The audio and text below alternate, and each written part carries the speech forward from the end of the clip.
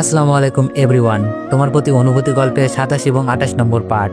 আর কালকে আমি বলছিলাম যে গল্পটা শেষ করে দিব, কিন্তু তোমরা সবাই কমেন্ট করছো যে গল্পটা শেষ করেন না। তো আপনাদের জন্য গল্পটা শেষ করতেছি না, গল্পটা কন্টিনিউ থাকবে। তো চলুন বেশি কথা না কইয়া গল্প শুরু করা যাক। মাইশা আপু বলল, আব্বু অনেক মনে হয় ভয় পাচ্ছে, তবে আমি এটুকু বলতে পারি অনেক অনেক ভালো ছেলে, আর অনেকের পরিবারও।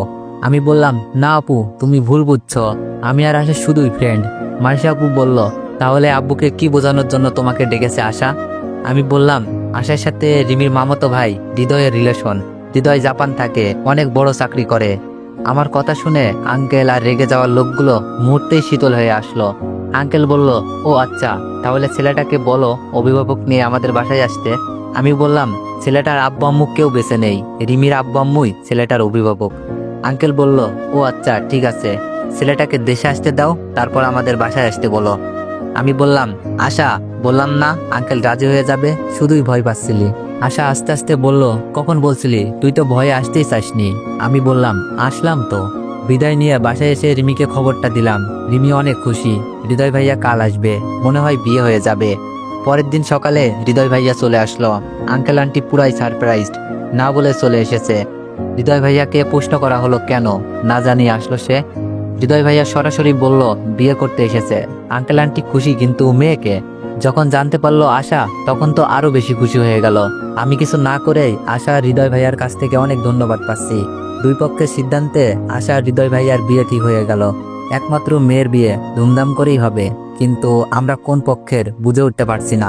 একই কাছাকাছি বিয়ে বাড়ি, দুই বাড়িতেই আছি, তবে আশার বাড়িতে একটু বেশি থাকা লাগছে। রিমি তার নিজের বাসায়, আত্মীয় স্বজন দুই বাড়িতে এসে ভিড় করেছে।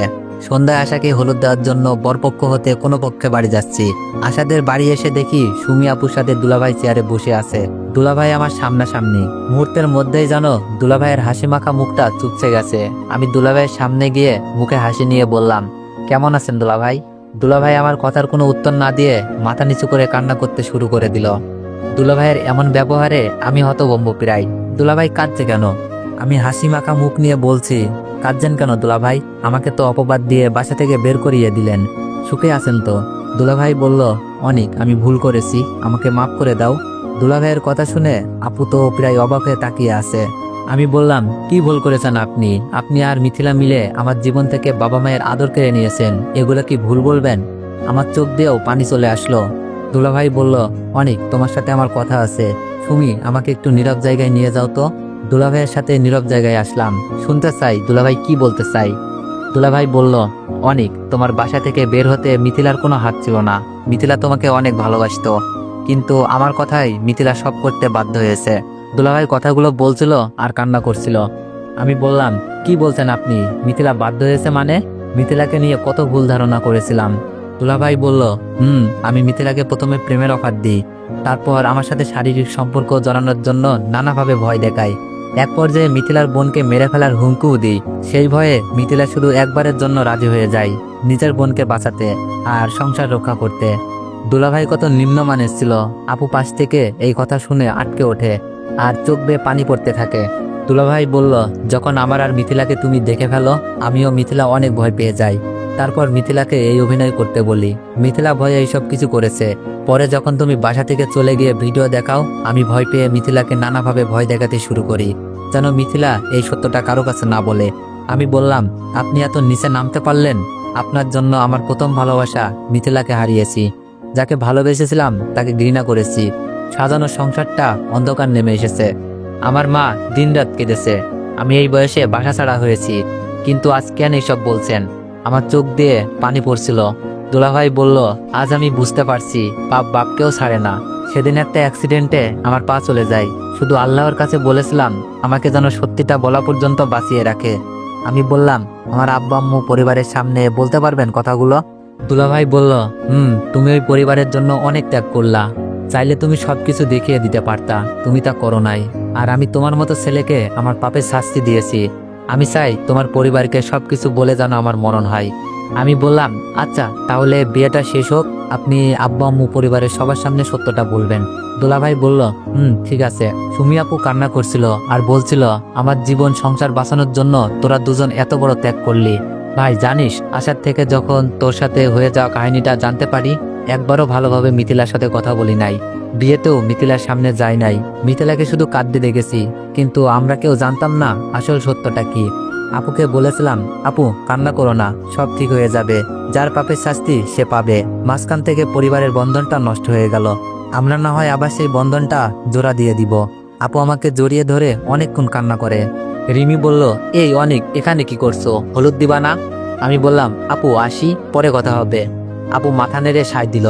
আমি আশাকে হলুদ দিচ্ছিলাম আর বলছিলাম, আশা তোর আনন্দের দিনে আমিও আজ খুশির খবর পেলাম। আশা বলল, কি খুশির খবর, রিমির বাচ্চা হবে নাকি? আমি বললাম, আরে না, দুলাভাই সব স্বীকার করেছে, বাকি কথা ফ্রি হলে ফোন দিস, বলবো।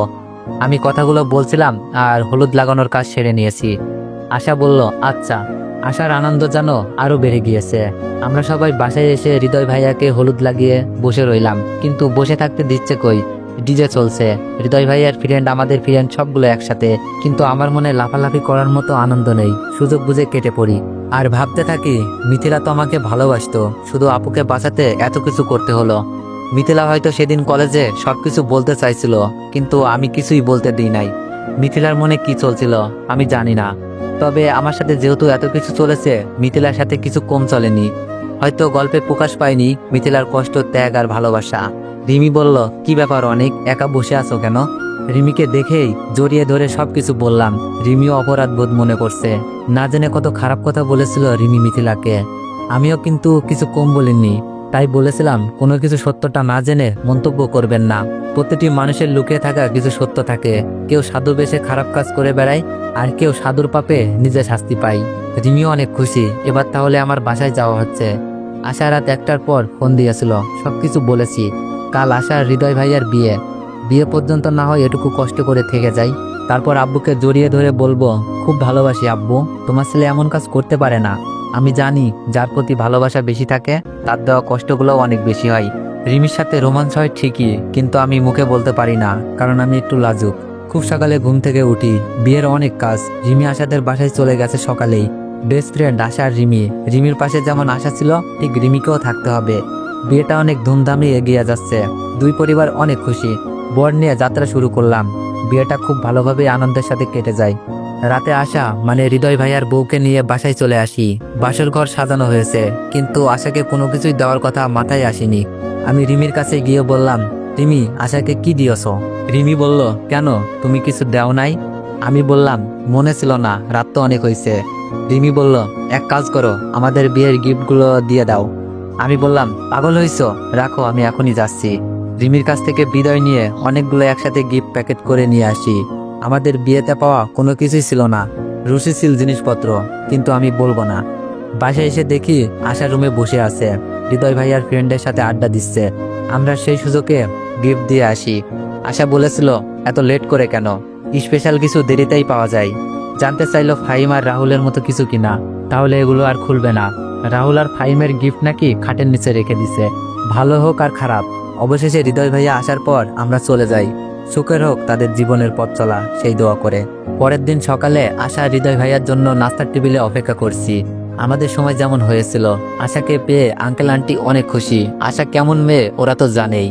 আপু ফোন করে বলল, কাল নাকি বাসায় যাবে, আমাকেও আসতে বলল।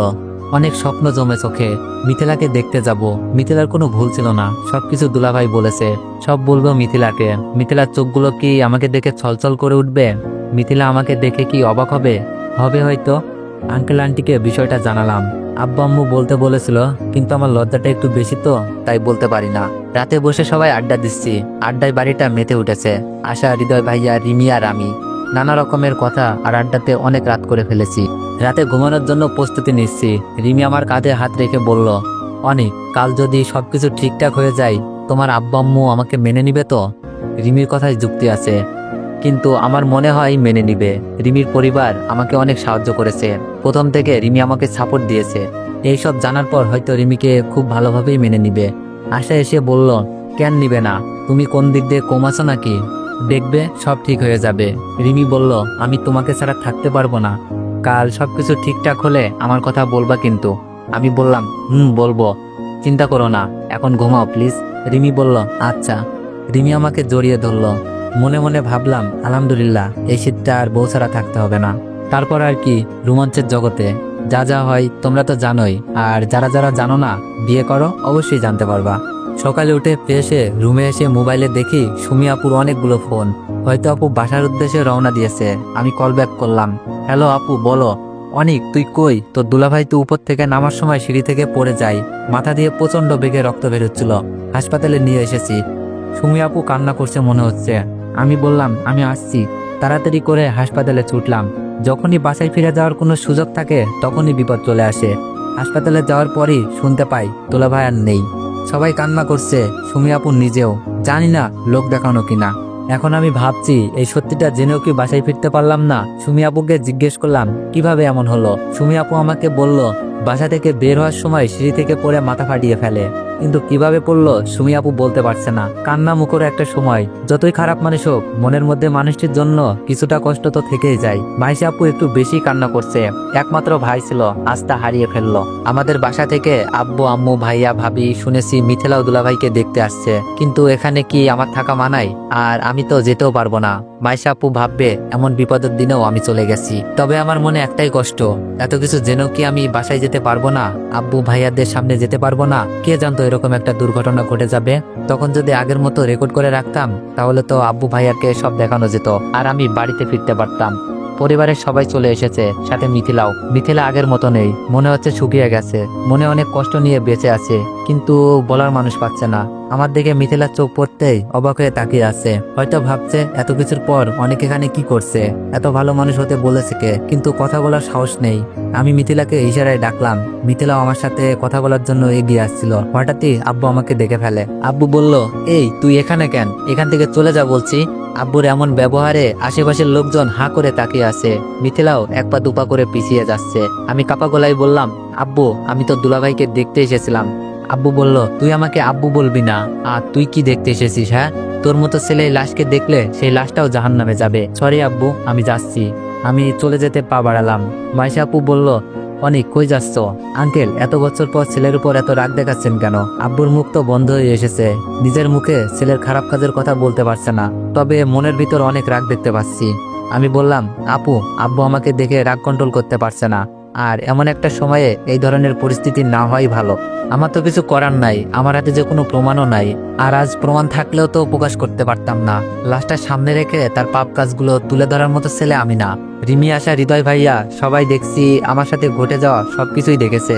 আমি চলে যাওয়ার সাথে সাথে রিমিও চলে আসতে লাগলো। রিমি বলল, কি থেকে কি হয়ে গেল অনেক? আজ তো তোমার বাসায় ফিরে যাওয়ার কথা ছিল। আমি বললাম, সবই নিয়তি, চলো বাসায় যাই। রিমি বলল, বাসায় এসে মন খারাপ করে বসে আছি। রিমির আব্বু আম্মুকে সবকিছুই বললাম। ঘুমিয়েছিলাম, রাত তখন 8টা হবে। রিমি ডাকছে, অনেক ওঠো। আমি বললাম, ভালো লাগছে না রিমি। রিমি বলল, অনেক তোমার পরিবারের লোকজন এসেছে। রিমির কথা শুনে লাফিয়ে উঠি। তো এভরিওয়ান, নেক্সট পার্টের জন্য অপেক্ষা করুন। আল্লাহ হাফেজ।